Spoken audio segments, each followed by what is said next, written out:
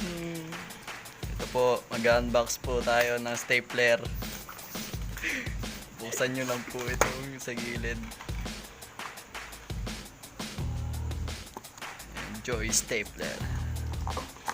Buksan natin ang stapler ni Kajoy. Samaya tayo na.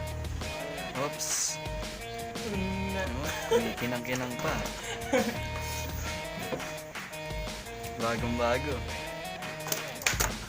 Demo natin. Bakit mo? Paano ba ito binubuksan? Okay na yan. Bagong bago. Oops. Parang ngipin ni SpongeBob. Dami pang laman.